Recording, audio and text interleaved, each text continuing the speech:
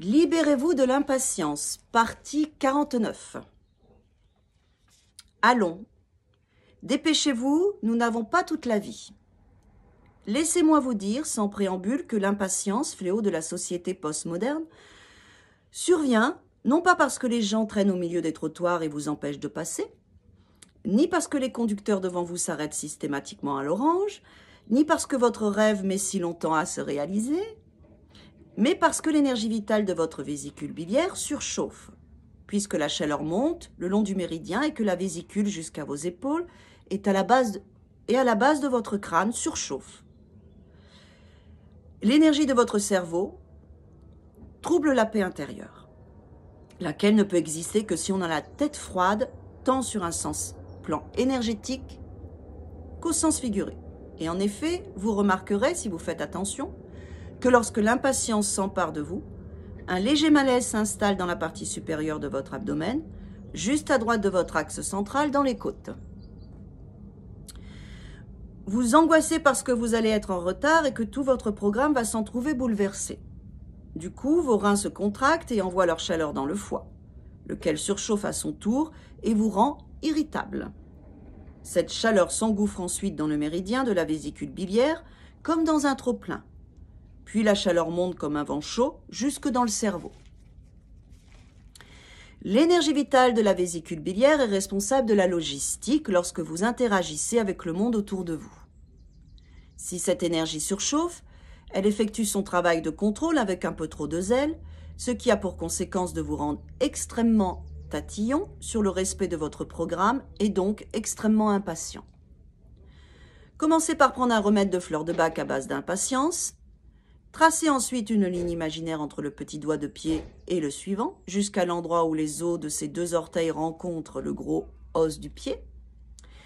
À cet endroit dans la dépression, enfoncez le pouce avec suffisamment de fermeté pour produire une douleur à la fois forte et agréable qui se propage dans le pied. Décrivez 24 petits cercles avec le pouce dans le sens inverse des aiguilles d'une montre, puis refaites l'exercice sur l'autre pied. Ce point est situé sur le méridien de la vésicule biliaire, et lorsqu'il est ainsi stimulé, surtout dans le sens inverse des aiguilles d'une montre, dans le sens des aiguilles, cela renforce. Dans le sens inverse, cela calme. C'est bon à savoir ça. Quand vous faites des mouvements, ça calme, ça renforce. Il a pour effet d'apaiser la chaleur et de calmer votre impatience. Regardez le point ici. D'accord? À présent, pour dissiper ou prévenir l'accumulation de chaleur dans le méridien, perculez l'os occipital à l'arrière du crâne, de même que la partie juste en dessous avec les articulations des doigts, en faisant particulièrement attention aux deux muscles qui longent la colonne. Cet exercice avec un excellent antidote contre l'ébriété, la gueule de bois ou les maux de tête, mais il vous permettra également de ne pas être soudainement submergé par le besoin pressant de bousculer ceux qui auraient la mélencontreuse idée de se trouver sur votre chemin, de percuter leur voiture ou de braquer une banque pour réaliser votre rêve. Évitez toutefois de faire cet exercice en public, car cela pourrait déclencher des rires moqueurs ou défaire votre coiffure. Mais si vous le faites tous les matins, en association avec le massage du pied, c'est la patience qui, petit à petit, prévaudra. Maintenant, redressez-vous et respirez calmement et régulièrement en relâchant tout le corps. Laissez pendre les mains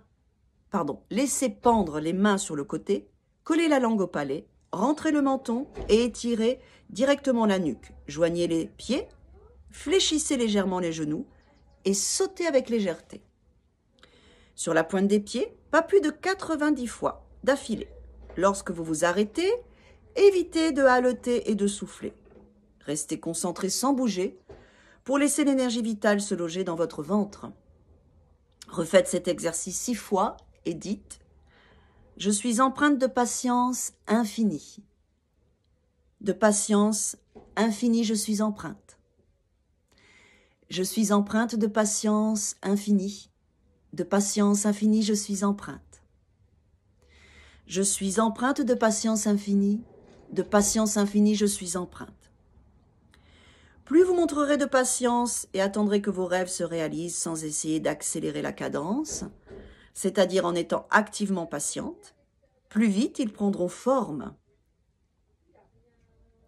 Plus vous montrerez de patience à attendre que vos rêves se réalisent, sans essayer d'accélérer la cadence, c'est-à-dire en étant activement patiente, plus ils prendront forme. C'est intéressant ça, hein? Libre à vous d'y croire ou non, mais sachez que ce à quoi l'on croit finit par se réaliser. Dites simplement, plus j'aurai la patience d'attendre que mes rêves se réalisent, sans essayer d'accélérer la cadence, c'est-à-dire en étant activement patiente, plus vite ils prendront forme. Plus j'aurai la patience d'attendre que mes rêves se réalisent, sans essayer d'accélérer la cadence, c'est-à-dire en étant activement patiente, plus vite ils prendront forme.